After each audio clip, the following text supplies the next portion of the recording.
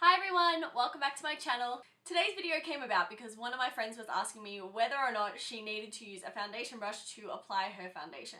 And so I was talking to her about it and she's like, dude, make a video on it. And I was like, yes, totally on that. So to answer her question about whether or not you need a foundation brush to apply your foundation, the short answer is no.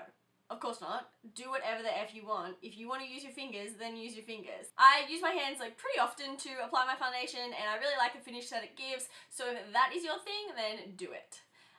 The long answer is, it kind of depends on what finish you want. So I'm just going to go through a couple of my favorite foundation brushes and let you guys know when it would be appropriate to use these brushes depending on what kind of look you want. So the first brush I'm going to start off with is the traditional foundation brush. It's like a little paddle brush. This one is by Sigma and this one is by EcoTools.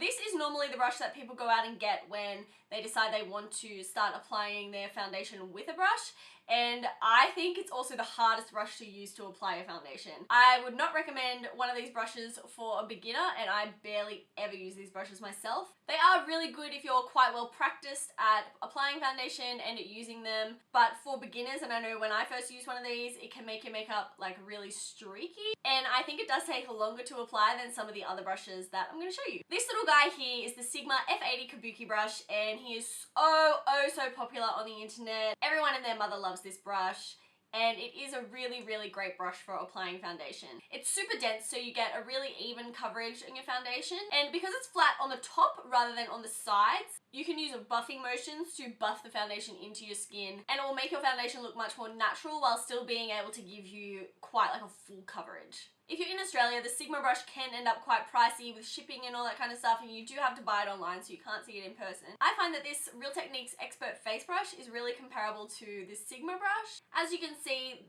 the Expert Face Brush isn't quite as big as the Sigma brush, so you will have to spend a little bit more time on your foundation than you would have to with this one. And it's rounded as well instead of flat, but it's still that really like dense kind of brush, and it is good for buffing. I don't have any trouble with the size of it because I have a small head. I really love this brush, and you can get it from Priceline, which is even better. I think it's around $18, which is maybe a little bit expensive for a face brush.